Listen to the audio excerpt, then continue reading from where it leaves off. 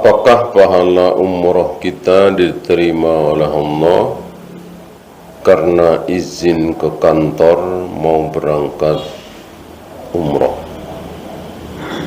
Apakah umroh kita diterima Allah karena izin ke kantor mau, maksudnya izin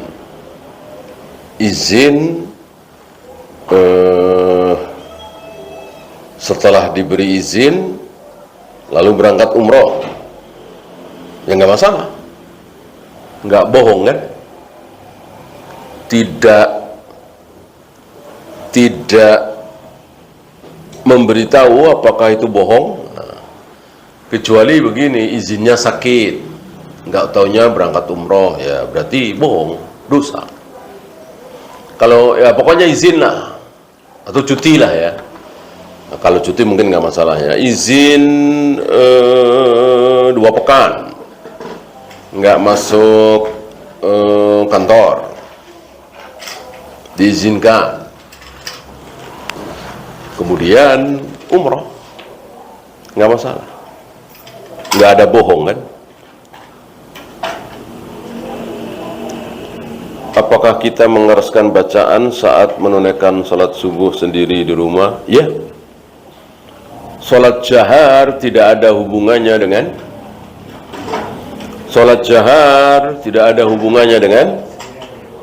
sendiri atau jamaah. Sholat jahar atau sir hubungannya dengan jenis sholat. Mau sendiri mau jamaah namanya maghrib, isya, subuh, jahar. Mau sendiri mau jamaah namanya zuhur, asar, tidak jahar, sir.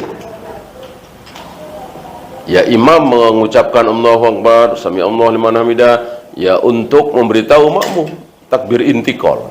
Tetap sholat sir kan, bukan sholat jahar itu. Bahkan walaupun perempuan sendirian di kamar, sunnah dia mengeraskan bacaan Al-Fatihah dan surat tentunya. Apakah bisa mengqadha sholat yang terlewat karena kelalaian, misal nonton bola dini hari terus ketiduran sehingga tidak sholat? Contohnya kurang tepat ya, kecuali dia pas adzan subuh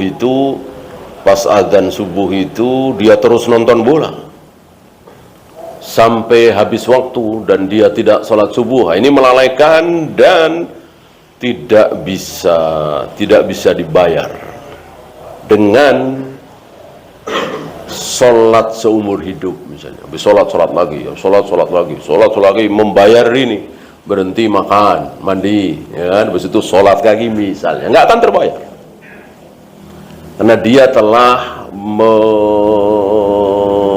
melalaikan, dia telah meremehkan kewajiban, ya, nah, termasuk saum dan seterusnya.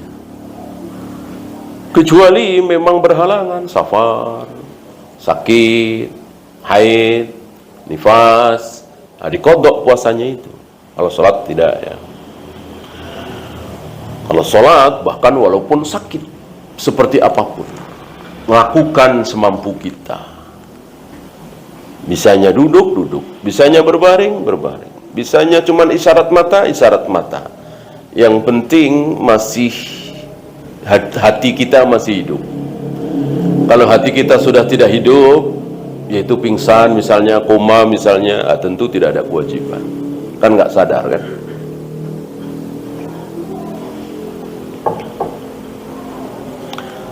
Nah, kalau dia sengaja nonton bola sampai misalnya jam 2, jam 3, lalu habis itu tidur, dan dia tetap berniat untuk sholat subuh, bahkan sudah pasang alarm jam 4:30 misalnya, nggak dengar karena saking pulesnya. Ini tidak bisa disamakan dengan yang tadi, bahwa dia telah melakukan kesalahan karena begadang, ya, sia-sia, tapi dia tidak ada niat untuk meninggalkan sholat subuh, tetap mau sholat subuh, sudah pasang alarm atau sudah mesen-mesen temannya, keluarganya untuk membangunkan, tapi ternyata nggak ada yang membangunkan. Beda dengan yang tadi. Apakah memakai peci ketika sholat itu termasuk amalan sunnah? Menutup kepala ya, menutup kepala. Ya bisa peci, surban. Tapi saya tidak tahu tentang keutamaannya dalam sholat. Ya, artinya memang kapanpun bagi yang mau, dan tidak harus peci ya. Artinya menutup kepala. Oleh karena itu Ibnu Mubarak pernah menutup kepala di satu negeri, di satu daerah, tiba diganti oleh beliau ya. Karena daerah tersebut penutup kepalanya beda dengan yang dia pakai. Beliau faham bahwa sunnah menutup kepala atau secara umum berpakaian sama dengan penduduk setempat, sunnah. Maka kalau kita di sini menutup kepala ala Mesir misalnya, tidak sunnah. Sebaliknya kita di Mesir kita pakai peci hitam itu, ya kurang sunnah. Ya, disamakan dengan penduduk setempat.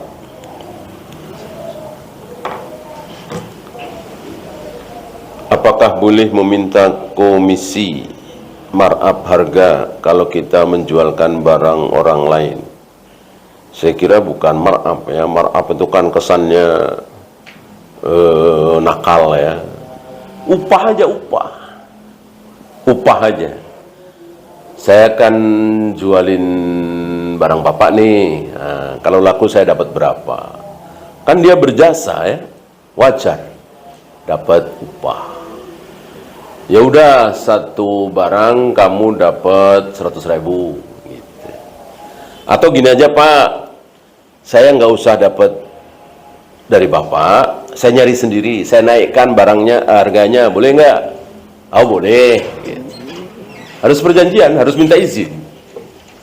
Karena bisa saja yang punya barang, oh jangan dinaikkan, nanti lama lakunya. Udah segitu aja, kamu dapat 10% atau 5% gitu, tergantung perjanjian ya. Dan sekali lagi harus seizin yang punya barang ya. Itu yang dimaksud oleh Nabi, la tabi' ma laisa indak. Jangan engkau menjual sesuatu yang belum milikmu, yang masih punya orang lain. Maksudnya itu menentukan harga. Menjual itu kan menentukan harga ya.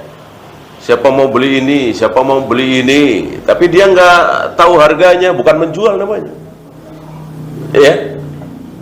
Namanya menjual itu menentukan sekian. Nah, itu nggak boleh kalau dia belum punya barang itu, kecuali diizinkan oleh yang punya barang. Sampai mana batasan orang tua menasihati anak yang sudah menikah? Sampai kita mati atau anak kita mati duluan ya. Jadi nggak ada kaidah sudah menikah, sudah urusan masing-masing, pahala dan dosanya, enggak. Contoh Nabi Ibrahim ya, terhadap anaknya Ismail. Jadi walaupun anak kita sudah punya anak juga, bahkan sudah punya cucu, sudah umur 60 tahun, kita umur 80 tahun misalnya, apakah tetap berkewajiban menasihati? Iya. Ketika anak kita berbuat salah, kita cegah.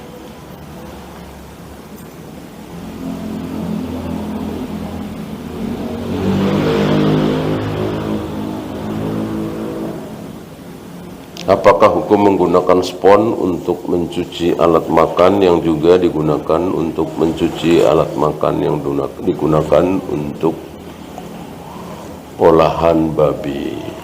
Saya kira dihindari ya. Saya kira lebih berhati-hati dihindari. Khawatir apa yang ada di dalam zat babi itu menempel di spons tersebut. Bolehkah berharap masuk surga walaupun pada masa muda banyak berbuat dosa besar, walaupun sekarang sudah bertaubat? Bukannya boleh,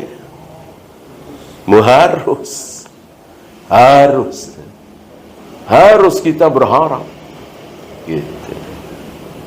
Antum jangan terkena syubhatnya Abu Nawas, ilahi lastulil firdaus. Ya Allah, tidak pantas aku minta surgamu. Ya. Nggak ada yang nggak pantas. Allah itu tidak bakhil. Allah berikan surga kepada ahli maksiat besar. Nggak ada dosa yang belum pernah dia lakukan. Allah kasih surga. Terserah Allah. Allah maha pengampun. Betul dosanya itu sepenuh langit bumi, tapi Allah ampuni, selesai. Betul dosanya cuman beberapa, tapi Allah nggak ampuni, ya neraka dulu.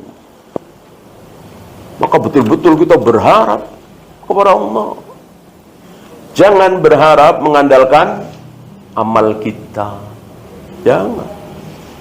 Ya Allah, saya jarang ketinggalan sholat berjamaah ya Allah. Ya Allah, saya jarang ketinggalan sholat malam ya Allah. Ya Allah, saya selalu puasa Daud ya Allah. Lalu mengandalkan ini justru nggak boleh. Yang kita andalkan adalah kasih sayang Allah, ampunan Allah, rahmat Allah, dengan melakukan berbagai macam ketaatan tentunya, meninggalkan kemaksiatan.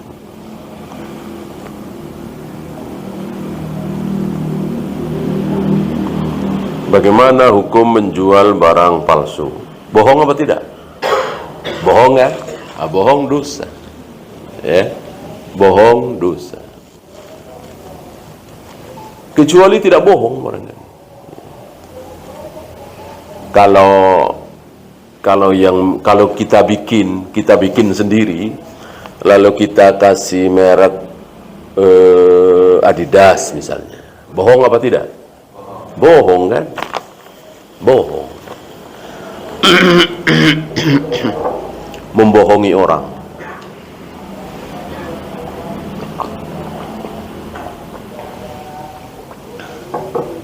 Dan merugikan pihak Adidas tentunya kan? Merugikan orang lain kan zalim. Ya.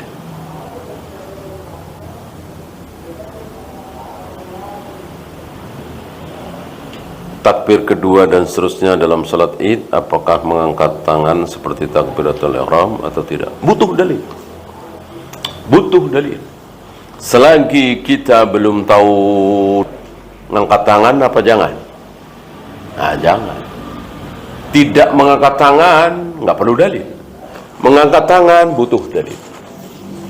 Adapun dalilnya, Rasulullah di salat Id itu ngangkat tangan 7 kali dan 5 kali, apa takbir 7 kali dan 5 kali? Iya, takbir. Takbir. Takbir itu suara apa gerakan? Suara. Takbir Allahu Akbar ya. Bukan begini. Begini bukan takbir. Ini ngangkat tangan, raf'ul yadain. Takbir Allahu Akbar. Ya, antum sering takbir Allahu Akbar gitu kan? Takbir.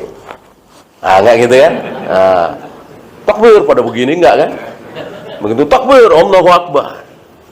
Maka keliru kalau memahami Rasul takbir 7 kali lalu ngangkat tangan 7 kali. Tapi Allahu Akbar 7 kali. Apakah ketika mengucapkan Allahu Akbar otomatis tak ngangkat tangan? Mana dalil? Enggak ada. Enggak ada. Bahkan yang ada takbir tapi tanpa ngangkat tangan, dari duduk ke sujud, dari sujud ke duduk, kan takbir.